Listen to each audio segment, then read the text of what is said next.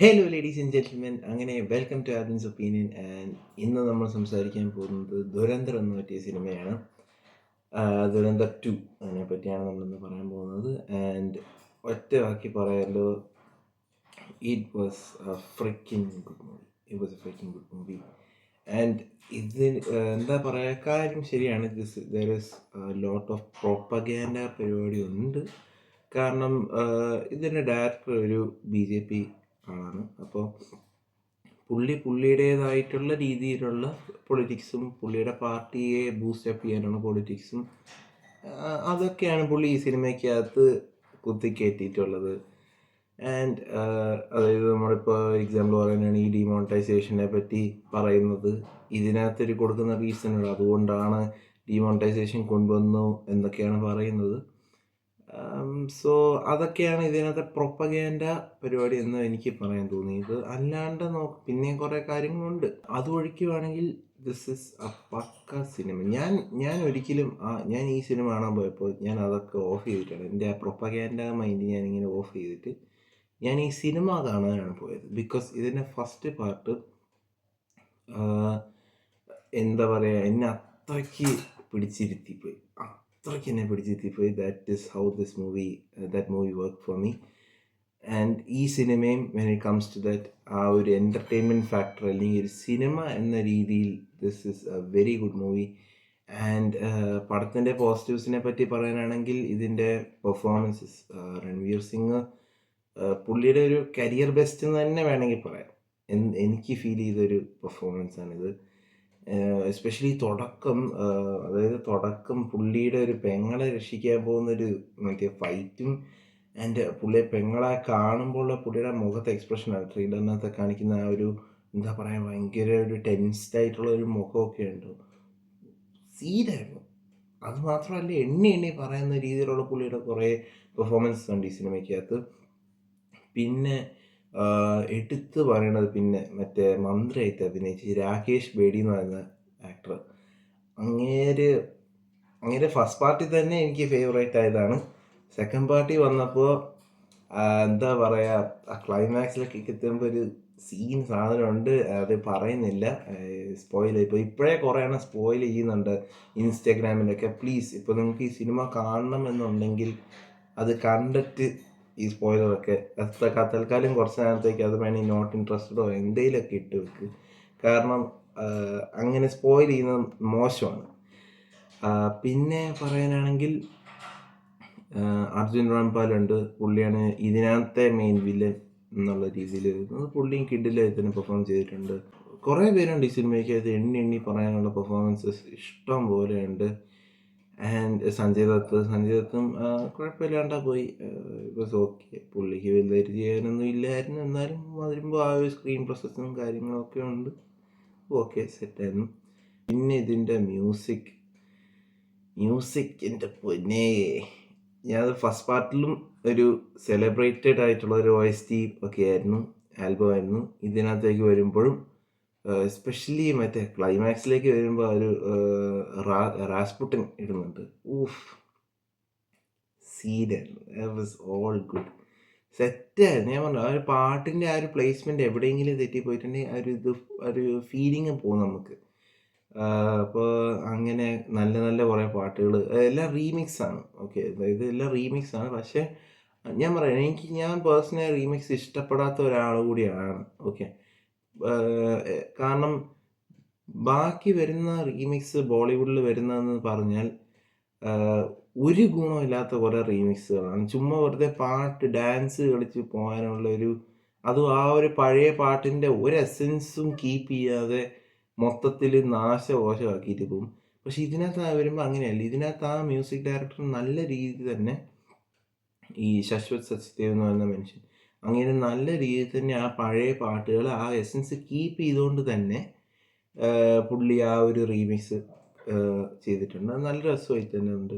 പിന്നെ ഇതിൻ്റെ action sequences എല്ലാം സെറ്റായിരുന്നു. ഇതിനകത്ത് ഫസ്റ്റ് പാർട്ടിനെ വെച്ച് കമ്പയർ ചെയ്യുമ്പോൾ അത്രയ്ക്ക് വലിയ ആക്ഷൻ സീക്വൻസ്, അതായത് അത്ര നമ്പർ ഓഫ് ആക്ഷൻ സീക്വൻസസ് ഇല്ലെങ്കിലും ഉള്ള ആക്ഷൻ സീക്വൻസസ് എല്ലാം ഗ്രാൻഡ് ആണ്. എസ്പെഷ്യലി ഫസ്റ്റ് എനിക്ക് ക്ലൈമാക്സ് ഫൈറ്റിനെക്കാട്ടിലും ഇഷ്ടപ്പെട്ടത്, ക്ലൈമാക്സ് ഫൈറ്റ് ഒരു ഗംഭീരമാണ്. എനിക്ക് സംശയം ഒരു 10-20 മിനിറ്റ് ഉണ്ടെന്ന് തോന്നുന്നു ആ ഒരു ക്ലൈമാക്സ് ഫൈറ്റ് ഇങ്ങനെ പോകുന്നത്. അതല്ലാണ്ട് എനിക്കിഷ്ടപ്പെട്ടത് ഈ രൺവീറിൻ്റെ ഇൻട്രോയിലൊരു സാധനമുണ്ട്. പുള്ളി ഒരു വീട്ടിൽ കയറിയിട്ട് എല്ലാത്തിനും തട്ടുന്ന സീനുണ്ട്. ഏറ്റവും പൊന്നേ, ഊഫ്, അതൊരു അതൊരു യമണ്ട സീനായിരുന്നു. that was one of the greatest action sequences I've ever seen in Indian cinema. നല്ല രീതിയിൽ തന്നെ കൊറിയോഗ്രാഫി ചെയ്ത് വെച്ചിട്ടുണ്ട്. പിന്നെ ഞാൻ പറഞ്ഞു ഈ ഇടയ്ക്കിടയ്ക്ക് വരുന്ന ഈ ഓരോ ട്വിസ്റ്റും കാര്യങ്ങളൊക്കെ വരുമ്പോൾ, കാരണം നിങ്ങൾക്കറിയാം 4 മണിക്കൂർ പടമാണ്. 4 മണിക്കൂറല്ല, 3 hours 46 minutes അങ്ങനെ എന്താണുള്ളത്. ഞാൻ തിയേറ്റർ പ്രിൻ്റാണ് കണ്ടത്. തിയേറ്റർ പ്രിൻറ്റിനകത്താണേലും ഒരു 3 hours 39 minutes അങ്ങനെയാണെന്ന് തോന്നുന്നുള്ളത്. കാരണം അവർ ആ തുടക്കത്തിലുള്ള മറ്റേ താങ്ക്സും എല്ലാം എടുത്ത് കളയും. അപ്പോൾ അതെല്ലാം കഴിഞ്ഞ് 3 hours 39 minutes ഉണ്ടായിരുന്നു. അത്രയും നേരം നമ്മളെ പിടിച്ചിരുത്തണം അവിടെ. അതായത് നമ്മളെ സീറ്റിലെങ്ങനെ ഇരുത്തണം, ഒരു ലാഗ് പോലും ഇല്ലാണ്ട് നമ്മളെ ഇങ്ങനെ ഇരുത്തണം. അപ്പോൾ അതിന് വേണ്ട എല്ലാ കാര്യങ്ങളും അതിനകത്തുണ്ട്. അപ്പോൾ ആ ഇടയ്ക്കിടയ്ക്ക് ഓരോ ട്വിസ്റ്റ് ഒക്കെ ഇടുമ്പോൾ നമ്മളിങ്ങനെ അങ്ങനെയൊക്കെ ഉണ്ടല്ലേ എന്ന് പറഞ്ഞിട്ട് നമ്മളെ അവിടെ പിടിച്ചു നിർത്തും. അപ്പോൾ അതിനുള്ള ട്വിസ്റ്റും കാര്യങ്ങളൊക്കെ ഉണ്ട് നല്ല രീതിയിൽ. ഞാൻ പറഞ്ഞ ക്ലൈമാക്സിലെ ട്വിസ്റ്റ് വാസ് സോ അൺപ്രഡിക്റ്റബിൾ. ഞാൻ one of the greatest suspense twist of all time എന്ന് തന്നെ ഞാൻ പറയും. കാരണം നമ്മൾ ഒരിക്കലും ആ ഒരു സാധനം അവിടെ പ്രതീക്ഷിക്കത്തില്ല. പിന്നെ എന്താ പറയുക, അങ്ങനെ കുറേ നല്ല കാര്യങ്ങളുണ്ട് ഈ സിനിമയ്ക്ക്. നല്ലൊരു സ്ക്രിപ്റ്റ് വർക്ക്. ഞാൻ പറഞ്ഞു ആദിത്യ ധർ പുള്ളി ഈ ആർമി പടങ്ങൾ എടുക്കാൻ നല്ല പോലെ അറിയാവുന്നൊരു മനുഷ്യനാണ്. അത് നമുക്ക് ഉറി തന്നെ മനസ്സിലായതാണ്. ആൻഡ് ഇതിനകത്തേക്ക് വരുമ്പോൾ പുള്ളി കുറച്ചുകൂടി ഉറിയിൽ പുള്ളിക്ക് അത്രയും ബഡ്ജറ്റ് കിട്ടാനും പുള്ളി ആ ഒരു ലെവൽ വർക്ക് ചെയ്തു. ഐ തിങ്ക് പുള്ളിയുടെ അന്നത്തെ ഒരു ബഡ്ജറ്റ് 40 or 50 crores എങ്ങാണ്ടേ ഉള്ളൂ ഉറിയുടെ ബഡ്ജറ്റ്. അതിനകത്ത് തന്നെ പുള്ളി എന്താ കാണിച്ചു വെച്ചതെന്ന് നമുക്കറിയാം. പടം കാണുമ്പോൾ കണ്ടിട്ടില്ലെങ്കിൽ പ്ലീസ് ടു വാച്ച്. യൂട്യൂബിൽ കിടപ്പുണ്ട്, ഇത് കാണാൻ മസ്റ്റ് വാച്ച് പടമാണ്. ഇതിനകത്തേക്ക് പിന്നെ ദുരന്തറിലേക്ക് വരുമ്പോൾ പുള്ളിക്ക് കിട്ടുന്ന ഒരു എക്സ്ട്രാ ബഡ്ജറ്റും കാര്യങ്ങളൊക്കെ ഉണ്ട്. അത് വെച്ചിട്ട് പുള്ളി ഒരു യമണ്ടം പരിപാടി തന്നെയാണ് ചെയ്തു വെച്ചേക്കുന്നത് ഈ സിനിമയ്ക്കകത്ത്. Great job, great work. ഞാൻ പറഞ്ഞില്ല, ഒരു ക്ലാസ് പഴയ ഒരു ഷോലെ കണ്ട ഒരു ഫീലാണ്.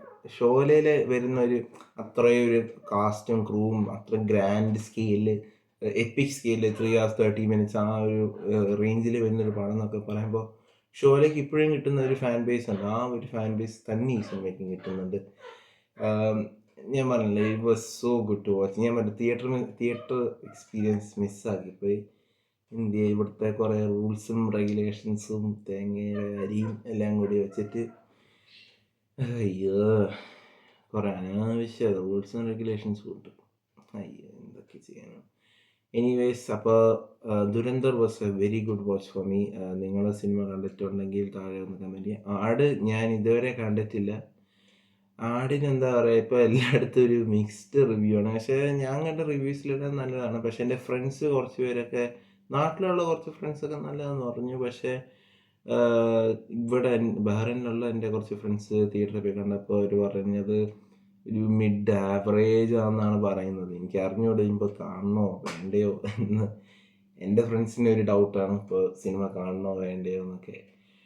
അപ്പോൾ പോകുന്നുണ്ടെങ്കിൽ ഞാൻ അവരുടെ കൂടെ പോകത്തുള്ളൂ. എന്തായാലും നോക്കാം പോകുന്നുണ്ടോ ഇല്ലയോ എന്ന്. അതിനനുസരിച്ച് അതിനെപ്പറ്റി പറയുന്നതായിരിക്കും. That's all about Dhurandhar 2. നിങ്ങൾക്ക് സിനിമ ഇഷ്ടപ്പെട്ടോ ഇഷ്ടപ്പെട്ടില്ലേ എന്ന് താഴെ വന്ന് കമൻറ്റ് ചെയ്യുക. And again Aditya Dhar, big kudos. And please 3 ഒന്നും വേണ്ട, ഇന്ന് എനിക്ക് 3 ഒന്നും വേണ്ട. This is a proper conclusion for this 2-part franchise. And ഇനിയും 2-part ഫ്രാഞ്ചൈസ് ഉണ്ടാക്കാൻ ആഗ്രഹിക്കുന്ന ആൾക്കാരുണ്ടെങ്കിൽ ഇതുപോലെ 2-part എടുക്കുക. അതായത് നല്ലൊരു ഐഡിയയോടെ എടുക്കുക. അതായത് ഇതിപ്പോൾ എന്ന് പറഞ്ഞാൽ നേരത്തെ ഷൂട്ട് ചെയ്ത് വെച്ചാണ്. അപ്പോൾ അതുകൊണ്ട് അവർക്ക് വലിയ പ്രശ്നമില്ല, പെട്ടെന്ന് തന്നെ ഇറക്കാം. ഇതുപോലെ തന്നെ പൊന്നിയിൻ സെൽവൻ ഇതുപോലെ തന്നെയായിരുന്നു. അവർക്ക് കൂടെ ആ ഒരു 6 മാസം ഗ്യാപ്പിൽ വേണ്ടി വന്ന കുറച്ച് VFX പോസ്റ്റ് പ്രൊഡക്ഷൻ വർക്ക് ചെയ്യണമായിരുന്നു. അത്രയേ ഉണ്ടായിരുന്നുള്ളൂ. പക്ഷേ ബാക്കിയുള്ളതെന്ന് പറഞ്ഞാൽ ഇപ്പോൾ എല്ലാം തുര വന്നിട്ട് എന്തെങ്കിലുമൊക്കെ കാണിച്ച് കൂട്ടി ക്ലൈമാക്സും തീർത്തി, എന്നിട്ട് അവസാനം വന്ന് ഞങ്ങൾ ബാക്കിയുള്ള സെക്കൻഡ് പാർട്ടി കാണിച്ചു തരാമെന്ന് പറഞ്ഞിട്ട് പോകും. And that is not a good thing. അത് എനിക്ക് പറയാനുണ്ട്. അപ്പോൾ ഇവിടെ എന്ന് പറഞ്ഞാൽ നല്ലൊരു രീതി തന്നെ അവർ പ്രോപ്പറായി കൺക്ലൂഡ് ചെയ്തിട്ടുണ്ട്. ആ ഒരു നല്ലൊരു സ്റ്റോറിക്ക് നല്ലൊരു കൺക്ലൂഷൻ തന്നെയാണ്. ക്യാപ്റ്റൻ നല്ലൊരു കൺക്ലൂഷൻ തന്നെയാണ് കൊടുത്തേക്കുന്നത്. So yeah, that's all about Dhurandhar part 2. That's all. Until the next video. Bye guys.